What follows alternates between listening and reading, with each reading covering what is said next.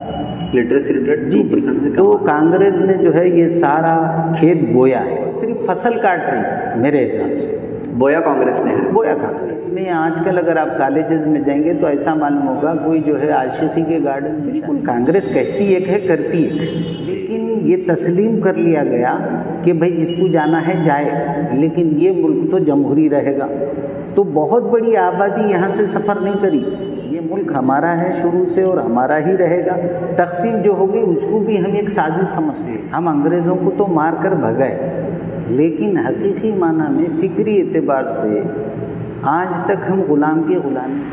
Hi everyone, आप देख रहे हैं मास मीडिया नेटवर्क अवाम की आवाज़। जश्न आज़ादी की सीरीज़ में आज के इस एपिसोड में हमारे साथ मौजूद हैं मौलाना उस्मान अब्बासी साहब, जो बसवा कल्याण के लिए कोई गैर मामूली नाम नहीं है, बल्कि बड़ा ही मशहूर, बड़ी पावरफुल पर्सनालिटी हैं, एजुकेशनिस्ट भी हैं, इंजीनियर भी हैं और दीनी तालीम से ताल्लुक़ भी रखते हैं। तो आइए इनसे बात करते हैं आज के इस एपिसोड में और जानने की कोशिश करते हैं कि आज़ादी के बाद देश कितना तब्दील हुआ, जो ख्वाब हमारे आज़ादी के मुजाहिदों ने देखा था क्या वो पूरा हुआ या फिर उसमें कहीं कमी रह गई। तो सर, मैं सबसे पहले आपका बहुत बहुत शुक्रगुजार हूँ कि आपने अपना कीमती वक्त हमें दिया। तो सर, इस बात को यहाँ से शुरू करेंगे कि क्या हिंदुस्तान पूरी तरह से आज़ाद है? अस्सलाम वालेकुम रहमतुल्लाह। आपके ज़रिए तमाम जो भी नाज़रीन हैं उन सब तक के एक मैसेज पहुँच रहा है, उसमें आपका मैं बहुत बहुत मशकूर ममनून हूँ। दर हकीकत आज़ादी का जो लफ्ज़ है या उसके पीछे जो एक तारीख़ उसकी है वो तो हमें कहीं नज़र आने है। और अगर हम आज़ादी के लफ्ज़ को देखें तो हर शख्स उसके अलग अलग माने बता रहा है। जी, मसलन आज तक यानी जब तक हमारे मुल्क में आरएसएस का या जो है अब रूलिंग जो पार्टी है बीजेपी का ये नज़रिया पूरी तरह जो है आया नहीं था, उससे पहले तक तो हिंदू मुस्लिम का मामला चल ही रहा था। आज़ादी के टाइम तो हिंदू मुस्लिम का कोई मसला नहीं था। तो अब हमें ये समझ में नहीं आया कि क्या मुसलमानों से आज़ाद होने का नाम आज़ादी है या मुसलमानों की आज़ादी का मतलब क्या है, हिंदुओं से आज़ाद होने का आज़ादी है। आज़ादी का मतलब यहाँ पर बहुत बड़ा कन्फ्यूज़न है। जी, हम अंग्रेज़ों को तो मार कर भगाए, लेकिन हकीकी माना में फ़िक्री एतबार से आज तक हम ग़ुलाम के ग़ुलामी हैं। आप मानते हैं कि पूरी तरह से आज़ादी नहीं मिली ना, किसी एक वर्ग, किसी एक फ़िरक़े को आज़ादी नहीं मिली या फिर पूरे मुल्क को आज़ादी नहीं मिली? नहीं, आज़ाद तो कोई भी नहीं है, चाहे वो हिंदू हो या मुस्लिम, कोई भी। क्योंकि अब तो ये भी सवाल है कि कौन क्या खाएगा, कौन क्या किस कलर का पहनेगा, कौन कैसा रहेगा, ये सब सारी चीज़ें जब आ रही हैं तो आज़ादी किसका नाम है? जी, आज़ादी का मतलब है जहाँ फ़िक्र की आज़ादी हो, तालीमी आज़ादी हो, इर्तिक़ा की, नित नए चीज़ें जो है मुल्क को बनाने की। जो हिंदुस्तान है वो ऐसे लोगों का, पढ़े लिखों का मुल्क था जो दुनिया में अपनी एक तारीख़ रखता था, और जिस मुल्क को हमारे बड़ों ने क़ुरबानी देकर आज़ाद किया, जिसमें हिंदू, मुस्लिम, सिख, ईसाई सारे जो है लोग शामिल हैं। तो उनका ये नज़रिया नहीं था कि भाई हर कोई अपना अपना नज़रिया कायम कर ले आज़ादी का, बल्कि मुल्क के लेवल पर, पूरे मुल्क के नेशनल लेवल पर एक सोच थी आज़ादी की, जिसमें वहाँ के पूरे जो है जितनी भी अवाम है उन सबको एक साथ हुकूक मिलें। जी, मजहबी बुनियाद पर आज़ाद नहीं हुआ ये मुल्क, मजहबी बुनियाद पर आज़ाद नहीं हुआ, न किसी ख़ास मज़हब का जो है यहाँ पर चलेगा नज़रिया, इसलिए भी आज़ाद नहीं हुआ ये मुल्क। ये मुल्क जो है दुनिया के उन बड़े मुल्कों में है जहाँ पर सबसे ज़्यादा बड़ी जमहूरियत रहती थी। अब ऐसा लग रहा है कि उस पर किसी की नज़र लगी। रहती थी का क्या मतलब रहेगा? यानी जिस मकसद के लिए क़ुरबानी दी गई थी वो अब हमारे नज़रों से ख़त्म हो गया, उसकी तरफ हमारी नज़र नहीं, जो जिसके हाथ को लग रहा है। मसलन हमारे पास जो स्टेट है ना, अब थोड़े दिन में स्टेट भी अपने अपने जो है फ़िक्र में गुम हो जाएंगे, अब हो चुके हैं। मसलन मराठवाड़े में मराठी का, کرناٹک میں کناڑ کا، تلنگانہ میں تیلگو کا. اس طریقے سے یہ جو نظریہ آتے جا رہا ہے یہ ہماری سالمیت کے لیے بہت ڈینجرس ہے. یہ سب اچھا ہے اگر ہماری سالمیت کے لیے کام کرے تو. آزادی کے لیے جو مجاہدین نے جنگ لڑی تھی، کیا ان کی یہی سوچ تھی کہ آگے ہندوستان اس طرح کا شکل اختیار کر لے گا 70-75 سال کے بعد؟ تو کہاں غلطی ہوئی؟ غلطی کہاں ہوئی؟ آپ کہہ رہے ہیں کہ جو خواب انہوں نے دیکھا تھا وہ یہ تو نہیں ہے، تو پھر غلطی ہوئی کہاں؟ یہ غلطی کا جو ہے سب سے پہلا جو عام طور پر ہم کو سمجھایا جا رہا ہے یا نئی نسل کو بتایا جا رہا ہے وہ بھی غلط ہے. یہ جو پارٹ ہوا ہے ہندوستان اور پاکستان کا، یہ ہمارے بڑوں کا فیصلہ ہے. اور اس وقت اگر یہ آزادی نہ دی جاتی کہ اس ملک میں جمہوری سسٹم نہیں رہے گا، یا اس وقت یہ کہا جاتا کہ بھئی یہاں پر سوائے ہندو کے کوئی نہ رہے، تو وہ بات الگ تھی. لیکن یہ تسلیم کر لیا گیا کہ بھئی جس کو جانا ہے جائے، لیکن یہ ملک تو جمہوری رہے گا. تو بہت بڑی آبادی یہاں سے سفر نہیں کری، اپنے ملک کو نہیں چھوڑے. یہ ملک ہمارا ہے شروع سے اور ہمارا ہی رہے گا. تقسیم جو ہوگی اس کو بھی ہم ایک سازش سمجھتے ہیں. بٹوارے کو آپ ایک سازش سمجھتے ہیں جی. یہ کوئی جو ہے منصفانہ بھی نہیں ہے اور اس کا کوئی جو ہے تقاضا بھی نہیں تھا. وہ کس مقصد سے ہوا، کیا ہوا، اس کے بارے میں بہت سارے ڈیٹیلز ہیں، وہ تو پڑھنا پڑے گا، وہ اس موقع سے ہم نہیں بول سکتے. لیکن اتنی بات ہے کہ اس مقصد کے لیے تو جو ہے ملک آزاد نہیں کرایا گیا. ہندو، مسلم، سکھ، عیسائی سب کرے اور سبوں نے محنت کی، اور جتنے آزادی میں لوگ شریک تھے ان میں سے اکثریت نے ملک کی تقسیم کو نہیں مانا. جی. جتنے لوگ آزاد جو کروانے میں شامل تھے، جو خون لگائے، علماء کرام کی جماعت خاص طور پر، ایک بھی عالم راضی نہیں تھا تقسیم کے لیے. تو یہ تو بہرحال ہونا تھا، قدرتی نظام ہے، ہوتا رہتا ہے، ہو گیا. اس کے بعد جن اصولوں پر یہ ملک بنا اس پر کسی کو آزادی یہاں ایسا لگ رہا ہے ہی نہیں.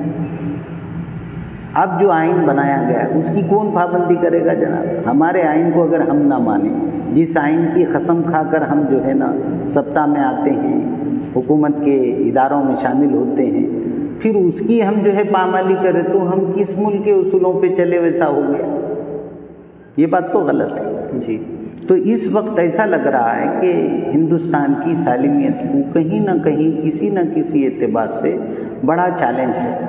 پھر سے ایک بار ہمیں مزید ہندوستان کو آزاد کرانے کی ضرورت ہے. یعنی فکری اعتبار سے ہندوستان کو پھر سے ایک فکری آزادی کی ضرورت ہے، آپ کہہ رہے ہیں. بالکل. 75 سال ہو گئے ہیں آزادی کو ہندوستان کو ملے، بھارت کی اگر بات کریں، جس میں سے 60 سال سے زیادہ وقت کانگریس نے گزارا.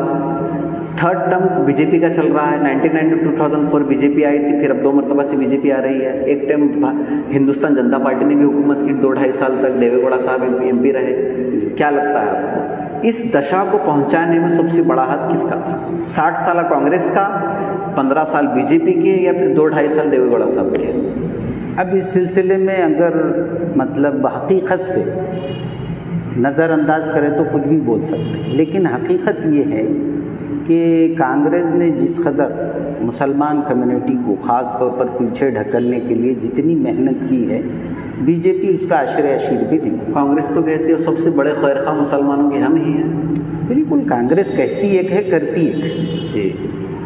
آپ اندازہ کیجئے جب آزاد ہو گیا ہندوستان تو اس وقت ہمارا مسلم جو یہاں رہنے والا تھا اس کا ایجوکیشن پرسنٹیج جو ہے 90 ابو تھا. جی. اب ہماری کیا حالت ہے؟ بہت ساری جو ہے رپورٹیں بنائی گئی، بہت سارے جو ہے لوگوں کو رکھا، کمیٹی بھی کی رپورٹ آئی، سب ہے، مہاراشٹر کی رپورٹ بنائی گئی، سب ساری چیزیں ہیں. اس میں یہ بتایا گیا ہے کہ اب حالت یہ ہے خاص طور پر مسلم کمیونٹی کی یا دوسرے اقلیتوں کی بھی، تو وہ جو ہے متاثر ہیں اپنی جگہ پر. اب ہماری کمیونٹی کا تو جو ہے 2% سے کم ہو گیا پڑھا لکھا، لٹریسی ریٹ 2% سے کم. تو کانگریس نے جو ہے یہ سارا کھیت بویا ہے. کانگریس کی جو پالیسی تھی ڈیوائڈ اینڈ رول کی، اس کو انہوں نے جو ہے بہت اچھی طریقے سے سنبھالا. اب کانگریس جو نہیں کر پا رہی تھی اس کا ڈیکوریشن، مثلاً اس کو آپ یہ کہہ لیجیے جیسے آج کل شادی کے موقع پر کسی نہ کسی بیوٹی پارلر کو جانا پڑتا ہے تو سارے عیب چھپانے کے لیے یا خوبصورتی میں مزید اضافے کے لیے، وہ ابھی ہمارے گورنمنٹ کر رہی ہے، بی جے پی گورنمنٹ۔ ہاں، یہ تو صرف فصل کاٹ رہی ہے میرے حساب سے، بویا کانگریس نے ہے، بویا کانگریس، اور اس میں جتنے کانگریسی تھے یا جو بھی تھے، مسلم نان مسلم جو بھی ہے، تو انہوں نے ملک کو کچھ دیا ہی نہیں۔ جب 60 سال کانگریس نے حکومت کی تو مسلموں کے جو رہنما تھے، جو لیڈرز تھے، انہوں نے پھر بھی کانگریس کا ساتھ کیوں دیا؟ ان کو کیا سمجھ نہیں آئی یہ بات 60 سالوں میں کہ کانگریس ہمیں اپنا یوز کر رہی ہے، ووٹ بینک کے طور پہ یوز کر رہی ہے؟ آج ہی کیوں سمجھ آیا مسلمانوں کو کہ کانگریس نے ہمیں یوز کیا ہے؟ اصل میں مسئلہ ایسا تھا کہ کانگریس کے دور میں ہمارے جو مذہبی جذبات جن سے ہم وابستگیاں رکھتے ہیں، تو اس پر تو کانگریس کچھ نہیں کر رہی تھی، لیکن سیاسی استحصال تشخص کا ہمارا جو ہے وہ بالکل آہستہ سے سلو پوائزن کے طور پر وہ کر رہے تھے۔ اب یہ لوگ جو آئے ہیں، یہ لوگ تھوڑا اجلت پسند ہیں، ان کو اتنا جو ہے ہوشیاری نہیں ہے جتنا کانگریس کو ہوشیاری تھی۔ یہ بیچارے کھلے دشمن ہیں، جو بھی کرتے ہیں اوپن کرتے ہیں، تو ایسا لگتا ہے کہ یہ ہمارے بڑے دشمن ہیں۔ شروع میں ہم لوگ بھی ہمارا ووٹ کہیں نہ کہیں ہمارا جو کمیونٹی ہے وہ کچھ نہ کچھ بی جے پی کو بھی دیا ہے، شروع میں بھی اب بھی۔ اس کی وجہ یہ تھی کہ بھئی مذہب کے نام پر یہ لوگ کر رہے ہیں، تو ہم مسلم جو ہے زیادہ مذہب کو ماننے والے ہیں، تو مذہب کے اعتبار سے ہم نے ان کا ٹیسٹ لیا، لیکن یہ مذہب کو بھی نہیں مانتے۔ ان کی آئیڈیالوجی یہ کی ہے کہ کسی طریقے سے ہم سत्ता میں جمے رہنا، اگر ہم کو رام مندر کی ضرورت پڑے رام مندر استعمال کرنا، مسلم ہندو فسادات کرانا ہے وہ کرا دینا، کیا بھی کر کے ہندوستان میں کیا کیوں نہیں ہوتا، لیکن حکومت میں کرسی ہماری ہونی چاہیے، بس اس طرح کی سوچ آپ کہہ رہے ہیں۔ اب وہ ہمارے ہندو بھائی ہیں، اللہ انہیں بھی سمجھ دے، ہم دعا کریں گے، اور ان کے بغیر تو بھائی پہلے تو جنگ کس سے ہوئی، آزادی کی جنگ شروع کس سے ہوئی؟ جس کے پاس حکومت رہتی ہے اسی سے تو لڑیں گے نا باہر والے۔ تو حکومت ہماری تھی، مسلمانوں کی، انگریزوں کی جنگ ہم سے تھی۔ جب ہم لڑ کر ہم سے وہ چیز حاصل نہیں ہو سک رہی تھی تو ہم اپنے ہم وطن بھائیوں کو، ہمارے غیر مسلم بھائیوں کو ہم بلائے، اور وہ سب شریک ہوئے، سب مل کر ہم نے کوشش کی اور آزادی حاصل کی۔ اب آزادی کے بعد پھر اس میں فرقہ بندی شروع ہوگی۔ اب ہر جگہ آپ دیکھیے اتنی منافقت پھیلا دی، ہندو مسلم کا اس قدر جو ہے اب ٹارچر ہے کہ جہاں کہیں الیکشن ہوتا ہے ایسا لگتا ہے کہ یہاں کچھ نہ کچھ جو ہے فسادات ضرور ہونے والے ہیں۔ اب یو پی کا ماحول گرم، یو پی میں نئے سو معاملات لے کر ہندو مسلم کا، یعنی دیش میں کسی طرح آزادی ایسا ہے بول کر معلوم نہیں ہو رہا۔ جو ہندو بھائی ہیں وہ سمجھ رہے ہیں ہم آزاد ہیں، مسلمان بھائی سمجھ رہے ہیں کہ بھائی ہم دبے ہوئے ہیں۔ ہندوؤں کو کیا ملا؟ ہندو بھائیوں کو کیا ملا؟ رام کے نام پر ہی صحیح کیا ملا بھائی؟ کچھ نہیں ملا۔ دیکھیے آپ یہ 7 سال 8 سال کی ان کی جو حکومت ہے، کتنے جو ہے بے روزگار ہو گئے لوگ، کتنے جو ہے بینک کرپٹ ہو گئے، کتنے کیا کچھ ہو گیا۔ ہمارا بزنس سیکٹر کیسا ہے، ایجوکیشن سیکٹر کیسا ہے، بیماریوں کا حل کیا ہے، ہر ادارے میں کس طریقے سے جو ہے ہمارے دھاندلیاں ہو رہے ہیں۔ تو یہ سب کا سب پی ایم او کے آفس سے لے کر زیرو تک کیا کیا نہیں ہو رہا ہے، کس کو کیا فائدہ ہے۔ لیکن یہاں پر بھی اگر دیکھا گیا تو پالیسی وہی ہے، ڈیوائڈ اینڈ رول، لوگوں کو لڑاؤ اور اپنا آرام سے کرسی پر بیٹھو۔ کانگریس نے جو بویا تھا وہ فصل کاٹ رہی ہے بی جے پی۔ جی بالکل۔ تو اس وقت جو کمیونٹیز ہیں، اقلیت پسند جو لوگ ہیں، یعنی SC ST ہو گئے، مسلم ہو گئے، یہ لوگ کس طرح سے اپنے آپ کو بچائیں گے آپ کی نظر میں؟ ایک کیا اسٹریٹجی اپنانی پڑے گی انہیں؟ کیسی طرح سے وہ استحصال ہوتا ہے دیکھتے رہیں گے اپنا؟ یہ اصل میں ایسا ہے کہ تاریخ گواہ ہے انسانیت کی، ظلم بڑھتا ہے، ظلم کسی نہ کسی شکل میں بڑھتا ہے۔ اب ہمارے سامنے جو مراحل ہیں اس میں ہمیں ایسا لگ رہا ہے کہ ہندوستان کی ایک کمیونٹی جو اقلیت میں ہے، مسلم، وہ ٹارگیٹڈ ہے، لیکن در حقیقت اگر آپ غور سے دیکھیں گے تو سارے جو اقلیتیں ہیں وہ ٹارگیٹ ہیں، نہ کہ صرف مسلم۔ کوئی نہیں، صرف مسلم نہیں، ایک خاص کمیونٹی کو یہاں پر آگے لے کے آنا ہے۔ اس آگے لے کے آنے کے لیے اب سر دست جو ہے نا، پوری مخالفت تو کھڑا نہیں کر سکتے، تو 1/1 اس کے لیے ایک لطیفہ ہے. کسی باغ میں جو ہے 4 آدمی گھس گئے. جی. ایک سید تھا، ایک خان تھا، ایک شیخ تھا، ایک پٹھان تھا. باغ والا آیا، وہ دبلا پتلا تھا اور یہ پہلوان تھے.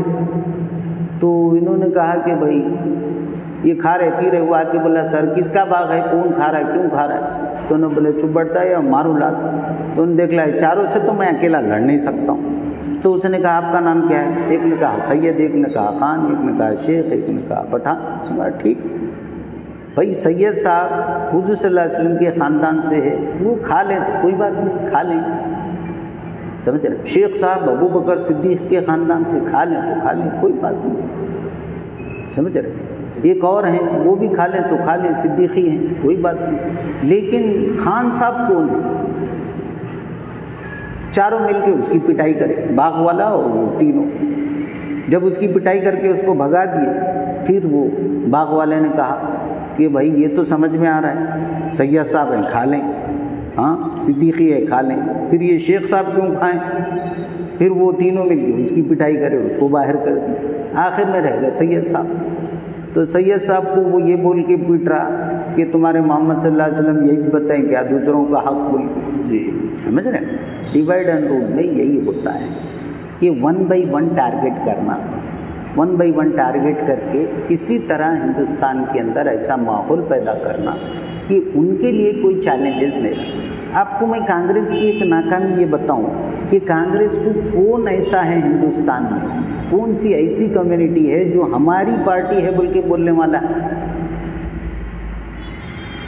آپ یہ بات یاد رکھیے گا. آزادی کے بعد بتا رہا ہوں ہندوستان کیسا آزاد ہو. ہندوؤں کی پارٹی BJP ہو گئی، مسلمانوں کی پارٹی XYZ کوسی تو ہو گئی، ٹھیک ہے نا. حیدرآباد کے پس منظر میں MIM کیا تو بھی ہوگا. لیکن کانگریس کو کون اپنا سمجھ رہا ہے جس نے یہاں 70-72 سال حکومت کیا؟ کوئی نہیں سمجھ رہا، کیونکہ اس کا کوئی کام ایسا ہے ہی نہیں جو انہوں نے اپنے نیشنل لوگوں کے لیے کیا ہوگا. کانگریس تو کہتی ہے ہم نے IITs بنائے، ہم نے IIMs بنائے. بھائی سب بنائے، لیکن آپ نے اپنی عوام کا جو شعور ہے، وہ جو ان کے حقوق ہے وہ دیے کیا؟ یورپ، کینیڈا، امریکہ جو بھی ہیں یا جہاں اور جمہوریت ہے وہاں پر انسانوں کو ان کے حقوق دیے جاتے ہیں. حکومت کا سب سے پہلا یہ جو ہے حق بنتا ہے کہ اپنے نیشنل کو جو ہے وہ سیو کرے، سب کو برابر حق دے. ان کے زمانے میں دنگے فساد نہیں ہوئے، ہندو مسلم نہیں ہوئے. ہندو مسلم کیا کس نے؟ الیکشن آتے تو وہ بھی یہی کرتے، ہندو مسلم کرتے اور اپنا کام چلاتے. آپ کہہ رہے ہیں کہ ایک ہی سکے کے 2 رخ ہیں، BJP اور کانگریس، ان میں کوئی فرق ہے نہیں. اور کانگریس کی خاموشی اس بات کی علامت ہے کہ وہ اس میں شریک ہے. اچھا جی. اگر تعلیمی میدان کی طرف اگر ہم آئیں تو اس وقت ہندوستان میں سب سے زیادہ پڑھے لکھے بے روزگار پائے جاتے ہیں. پوری دنیا کا اگر ہم جائزہ لیں تو ہندوستان میں سب سے زیادہ پڑھے لکھے بے روزگار ہیں، نہ کہ صرف بے روزگار، پڑھے لکھے بے روزگار ہیں. بالکل. کیا لگتا ہے آپ کو اس طرح سے اگر رہا تو ہمارا مستقبل کہاں جا رہا ہے؟ نہیں، مستقبل جائے گا اور ظلم کی بھٹی چلے گی اور ظالم یہ سمجھے گا مجھے کوئی نہیں پکڑیں گے. لیکن ایک دن ایسا آئے گا کہ جب ظلم حد سے بڑھ جائے گا تو کوئی نہ کوئی ایک انقلاب آ جائے گا. سمجھ رہے ہیں؟ اب ہمیں ایسا لگ رہا ہے کہ ہم اپنے کوئی بھی ادارے کو ظلم سے پاک نہیں کر سکتے، جی، رشوت سے خالی نہیں کر سکتے. یہ سب چیزیں ایسی ہے جو ایسا لگ رہا ہے کہ اب ہمارے بس میں نہیں ہے. کارپوریٹ لوگ پورے ہندوستان کو چلا رہے ہیں، چند لوگ جو ہے پوری طرح قابض ہیں. غریب غریب ہوتے جا رہا ہے، امیر امیر ہوتے جا رہا ہے. سمجھ رہے ہیں جی. تو یہاں پر کوئی سسٹم باقی ہے نہیں. سسٹم کو کوئی واچ کرنے والے جو ادارے ہیں وہ کسی کے کنٹرول میں ہے نہیں. تو یہ سب ساری ایسی چیزیں ہیں جس پر ہر ہندوستانی کو اندر سے تڑپ ہے کہ ہندوستان آزاد ہونے کے باوجود بھی ہم لوگ کیوں اس طریقے سے جو ہے اوپن جیل میں ہیں. اگر بات کریں ہم ہندوستان کی، بھارت کی، 75 سال ہونے کے باوجود اس طرح کا آپ بتا رہے ہیں کہ اس طرح سے ناکامیاں ہیں سرکار کی. تمام سرکاریں، کوئی ایک پرٹیکولر نہیں. کانگریس نے بویا BJP سے کاٹ رہی ہے، کھلے دشمن، چھپے ہوئے دشمن، تمام باتیں ہیں. اب یہاں سے قدم کیا اٹھایا جائے؟ یہ سب تو ہو چکا، گزر چکا. اب اسے لے کے تو بیٹھ نہیں سکتے، تو اب کریں کیا؟ نہیں، اقلیت کیا کرے، میجورٹی کیا کرے، کس کو کیا قدم اٹھانا چاہیے یہاں پر؟ نہیں، اب جو لوگ سطح میں ہیں، مثلا میں بی جے پی کی جو حکومت ہے یا آر ایس ایس کے جو اس وقت کے بیچ میں تھوڑے بہت بیانات وغیرہ آئے ان کے صدر وغیرہ کے، ان کو بھی احساس ہے کہ ہم ہندوستان میں ڈیوائڈ اینڈ رول کر کے زیادہ دن تک ٹک نہیں سکتے۔ ٹھیک ہے، آزادی کے بعد 70 سال تک اگر کانگریس کھینچی تو بی جے پی 70 سال تک کھینچے، یہ تو کوئی بات نہیں ہے نا جی۔ اب جو شعور ہے نوجوانوں کا، تقریباً اگر ہم 60% اندھے بہرے سمجھیں گے تو 40% لوگوں کو تو یہ پتہ چل گیا ہے کہ اب ہماری حکومتیں کر کیا رہی ہیں، اور انقلاب اسی طرح آتے ہیں جی، ایک دم اٹھے کے کھڑے نہیں ہو جاتے ہیں۔ اب لوگوں کو سمجھ آنے لگا ہے کہ بھئی ہم آلٹرنیٹ جو ڈھونڈ رہے تھے وہ ایک دوسرے کے بھائی ہیں، سکے کے دو رخ ہیں، اس میں کوئی زیادہ ہم کو راحت ملنے والی نہیں ہے۔ اب اس کا ہم کو کرنا کیا ہے، یہ اب آگے آنے والی نسلیں اور وقت ہی بتائے۔ کہیں سمجھ شعور آنے تک اس قدر تو نقصان نہیں ہو جائے گا کہ پھر اٹھ کے کھڑا ہونا مشکل ہو جائے؟ نہیں، ایسی تو ہم امید ہندوستان کی سرزمین سے، جہاں پر اولیاء کرام، جہاں پر بہت بڑے سادھو سنت، مختلف مذاہب کے لوگ ہیں، سمجھدار ہیں۔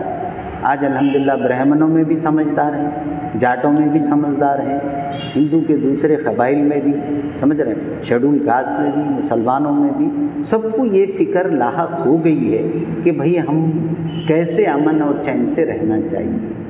کچھ نہ کچھ آ گیا ہے، سوچ آ گئی ہے، تو یہ سوچ آنے کا مطلب ہے کہ اب سفر زیادہ لمبا نہیں ہے، چند برسوں میں یہ جو نظام ہے نا اس سے اگتا جائیں گے سارے لوگ۔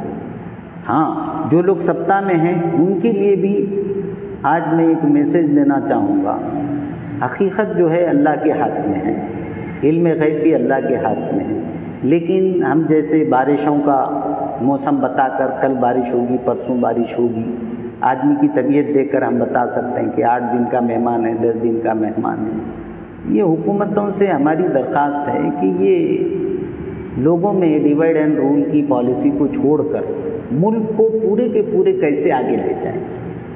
میں انٹرنیشنل جو حالات اس وقت انڈیا کے خلاف ہوئے ہیں اس پر تو بات نہیں کرنا چاہوں گا جی، کیونکہ اتنی بڑی لیول کی بات میں نہیں کر سکتا ہوں، لیکن ناکامیاں سامنے آ رہی ہیں،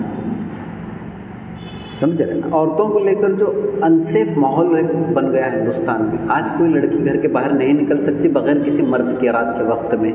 جو حالات ہو رہے ہیں، جو ریپ کیسز بڑھ رہے ہیں، اگر ریپ کیسز کی بات کریں تو انڈیا پوری دنیا میں تیسرے نمبر پر آتا ہے روزانہ ریپ ہونے میں۔ جی، کہاں رہ گئی کمی؟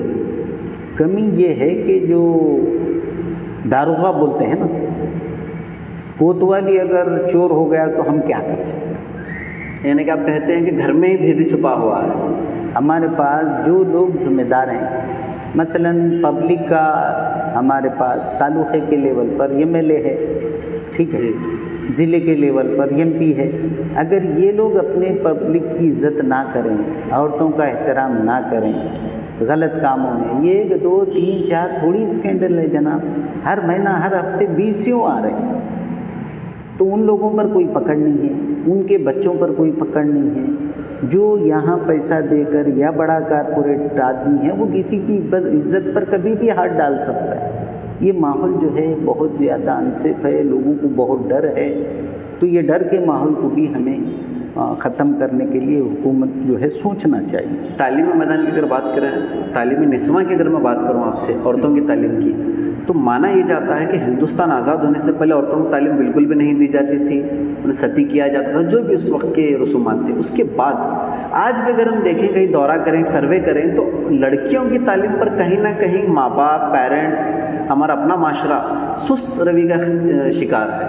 اتنی تیزی سے تعلیم نہیں دینا چاہتا لڑکیوں کو، کہیں باہر بھیجنے سے پرہیز کرتے ہیں۔ وہی لڑکوں کی اگر بات کریں تو لڑکوں کے لیے زیادہ پیسہ خرچ کرنے کی کوشش کرتے ہیں۔ ایسا ماحول آپ مانتے ہیں؟ یا پھر اس میں تھوڑا بہت مذہبی عقائد کو بھی جو ہے مذہبی عقائد کا بھی دخل ہے؟ دخل ہے جی، تو اس میں سب سے پہلا مسئلہ یہ ہے کہ بھائی ہم یہ سوچتے ہیں کہ بچی کو پڑھانے کا ہم کو کیا فائدہ. ہماری کمیونٹیز میں یہ فکر ہے کہ بھائی ہم بچی کو زیادہ پڑھا کے کریں گے کیا, وہ تو کل شوہر کے گھر جائے گی تو وہ اس کی ہو جائے گی. تو یہ کنسیپٹ جو ہے تھا, اس وجہ سے ایجوکیشن پہلے زیادہ نہیں تھا, آہستہ آہستہ ایجوکیشن آ رہا ہے. دوسرا جو ہے یہ جو انسیف ماحول ہے نا, سیفٹی نہیں ہے بچوں کی. تو جیسے ہی بچی بالغ ہو جاتی ہے تو ماں باپ کے لیے, اس کے خاندان کے لیے ایک عزت کا معاملہ بن جاتا ہے کہ خدا نخواستہ کچھ ہو گیا تو آدمی پیسہ تو پھر کما سکتا ہے, کوئی چیز ٹوٹ پھوٹ گئی تو بنا سکتا ہے, لیکن عزت اگر چلے گئی تو پھر عزت کا مسئلہ ہے.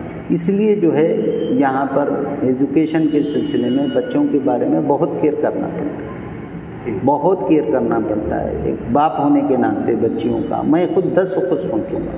میں ایسے اداروں کو دیکھوں گا جہاں پر جو ہے کوئی ایجوکیشن نہ ہو, جہاں پر گرلز بوائز ایک ساتھ نہ ہو. ٹیم ایج کے اندر جو ہے یہ غلطیاں جو ہے نا فرسٹ ایئر سیکنڈ ایئر سے شروع ہو کر ہمارے ڈگری کالجز تک جو چلتی ہیں, اللہ ماشاء اللہ, میں یہ نہیں کہوں گا کہ کچھ اچھے لوگ نہیں ہیں, لیکن ماحول جو ہے زیادہ خراب. اس کی وجہ یہ ہے کہ جو ہم فلم انڈسٹری کے ذریعے یا دوسرے جو بھی ذرائع ہیں, تو اس دور میں اگر کوئی چیز سب سے زیادہ مطلب کسی کو دیکھنا ہے تو دیکھ سکتا ہے, یا سب سے زیادہ پرچار ہوتا ہے, سب سے زیادہ کامن ہو گئی ہے, تو وہ سیکسول جو ہے آج کل پکچر جو بھی اس کی ایجوکیشن, اور آسانی سے اگر آپ کوئی موبائل بھی یوز کر رہے ہیں تو اس میں تھوڑی دیر کے اندر ایسے پکچر آ جائیں گے کہ وہ لڑکی جو ہے آدھے کپڑے پہنی ہوئی ہے, ننگی ہے, کیا ہے کیا ہے. ارے بھائی کپڑوں کے لیے بھی آزادی کا یہ مطلب ہے کہ کسی کو ننگا کر کے دکھایا جائے. تعلیم نسوان کو آزاد کر کے دکھانے کا مطلب ماں باپ راضی ہیں کیا اس سے؟ کسی کی بچی ہے تو وہ اپنی بچی کو لنگا کرنا نہیں چاہتا, دوسرے کی بچی کو لنگا دیکھنا چاہتا ہے. یہ کیسی آزادی ہے, سمجھ کے باہر. تو بہت سارے آج بھی ایجوکیشن کے سلسلے میں رکاوٹیں.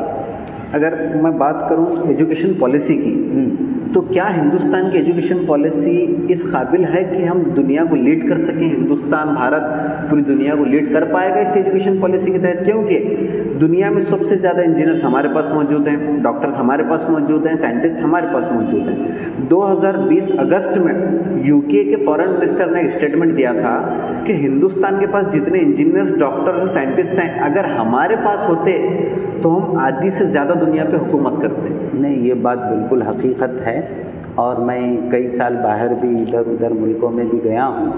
الحمدللہ ہندوستان کے ڈاکٹرز, انجینئرز, دنیا کے دوسرے ڈاکٹرز اور انجینئر, اور ہمارا ایجوکیشن جو سسٹم ہے وہ بہت اچھا ہے.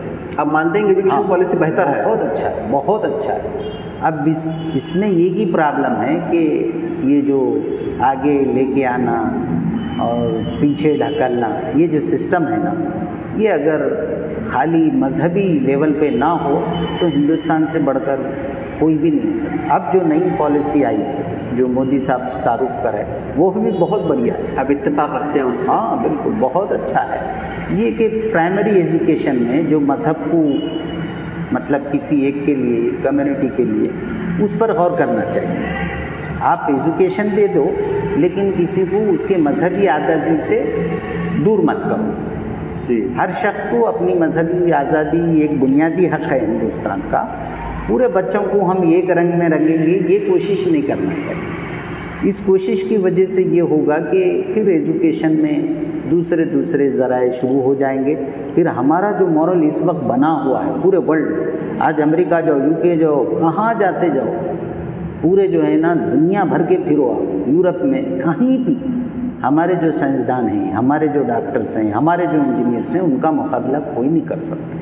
اگر آخری میں آپ سے میں کہوں کہ آپ اپنے ویور سے کوئی اپیل کرنا چاہیں اس آزادی کے موقع پر کہ کس طرح سے دیش کو میں ہمارے جو ہے تمام ہندوستان کے جتنے شہری ہیں, حالانکہ ہمارا جو بھی ہماری آواز پہنچے گی وہ تھوڑے لیول تک, لیکن ہو سکتا ہے کوئی حالات ایسے پیدا ہو جائیں کہ پورے ہندوستان کے لوگوں کو ہماری آواز پہنچے.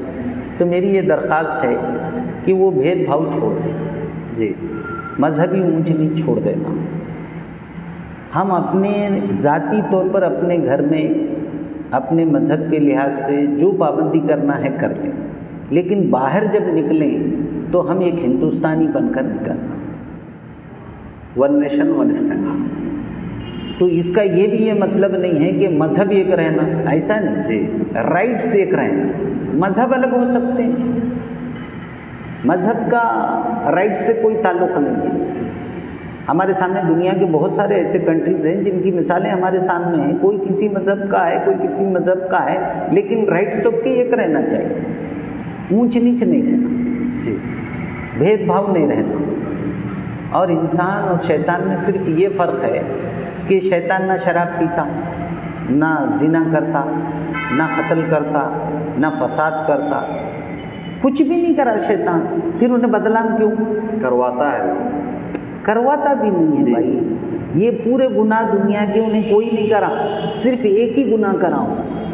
وہ گناہ کیا ہے؟ اپنے آپ کو بڑا سمجھا اور دوسرے کو کسی کو بڑا نہیں سمجھ کے اس سے حسد کرا۔ جی، کمیونٹیوں کا حسد کبھی کنٹری کو ترقی ہونے نہیں دے گا، ہندو مسلم کا جھگڑا کبھی کنٹری کو آگے آنے نہیں دے گا۔ وہ بڑے جو تعداد میں لوگ ہیں یہاں پر، وہ جو ہے چھوٹے کمیونٹیز کو دبائیں گے، ملک ترقی نہیں کرے گا۔ سب مل کے ترقی کر سکتے، چند کو دبا کر چند ترقی نہیں کر سکتے۔ اگر یہ کنسیپٹ آج سمجھ میں نہیں آیا تو آج بھی ترقی نہیں ہوگی، کل سمجھ میں نہیں آیا تو کل بھی نہیں ہوگی، جس دن سمجھ میں آ گیا اس دن ترقی ہوگی۔ جی، اس لیے میں تمام ہندو، مسلم، سکھ، عیسائی جتنے کمیونٹیز یہاں رہتے ہیں ان سب سے میں ہاتھ جوڑ کے کہوں گا کہ آپ کا بھگوان، آپ کا مذہب، آپ جس کو خدا سمجھتے ہیں وہ آپ کو مبارک ہو۔ ہاں یہ بھی بولوں گا کہ مذہب کے درمیان آپ مطالعہ کرو، جو سب سے بیسٹ ہے وہ آپ اختیار کرو، لیکن ایک دوسرے کو بلیم مت کرو، اس وجہ سے ایک دوسرے کے خون کے پیاسے مت بنو، دشمن نہ بنو۔ جی، یہ انڈین ہیں، ہم انڈین ہونے کی حیثیت سے ایک دوسرے کے بھائی ہیں۔ جی، ہم بھارت ماتا کے سپوت ہیں بولتے ہیں، پھر بھارت ماتا کے سپوت کو مارتے ہیں، ایسا نہیں کرنا چاہیے، سمجھے؟ جی، جب بھارت ماتا ہے تو ہندو کی بھی ماتا ہے، مسلم کی بھی ماتا ہے، سب اسی زمین سے کھانا کھا رہے ہیں جس زمین سے جو ہے بھارت کے نقشے جڑے ہوئے ہیں۔ جی، تو میں چاہوں گا کہ ہمارے اس آزادی کے موقع سے آپ کا شکریہ ادا کرتے ہوئے تمام ہندو مسلم بھائیوں سے کہ اپنے ملک کی بہت اچھی طریقے سے خبر رکھیں، ملک کے حالات پر نظر رکھیں، اونچ نیچ ہونے والے جو بھی ہیں اس پر نظر رکھیں، کیونکہ ہمیں اسی جگہ جینا ہے، ہماری آگے نسل کو اسی جگہ جینا ہے اور اسی جگہ ہمیں مرنا ہے۔ جی، اگر ہم یہاں کے حالات سے باخبر نہیں رہیں گے، اس کو سدھارنے کے لیے کوشش نہیں کریں گے تو آگے ہماری نسلوں کے لیے ہم کچھ نہیں کریں گے۔ ہمارے بڑے ہم تک لا کے پہنچا دیے، اب ہم اس کو صحیح انداز سے آگے تک لے کے جانا۔ کچھ لوگ اگر پاگل ہو گئے تو ہم پاگل نہیں ہوں۔ جی، سب سے بڑی چیز اس وقت جو ختم ہو رہی ہے انسانوں میں سے صبر۔ میں سارے لوگوں سے صبر کی درخواست کروں کہ صبر کرنا۔ بحیثیت مسلمان تو مسلمانوں کو اللہ نے خود فرمایا صبر کرنے والوں کے ساتھ اللہ ہے، مگر اجلت سب سے زیادہ ہمارے بھائی لوگ کرتے ہیں، ہر چیز میں صبر۔ اور ہمارے بھائی جو ناسمجھ ہیں کچھ کام کر دیتے ہیں تو ہمیں انہیں سمجھانا چاہیے۔ اسی پر میں آپ کا شکریہ ادا سر، بہت بہت شکریہ آپ کا، آپ نے قیمتی وقت ہمیں دیا۔ کرتا تو یہ تھا آزادی سیریز کا ایپیسوڈ جس میں مولانا عثمان عباسی صاحب ہمارے ساتھ تھے۔ اسی طرح کے ایک پھر اس ایپیسوڈ میں پھر کسی پرسنالٹی کے ساتھ، پھر کسی دھرم گرو کے ساتھ ملاقات کریں گے اور ہندوستان پر بات کریں گے، بھارت پر بات کریں گے۔ تو اسی طرح کی خبروں کے لیے بنے رہیے ہمارے ساتھ اور دیکھتے رہیے ماس میڈیا نیٹ ورک اور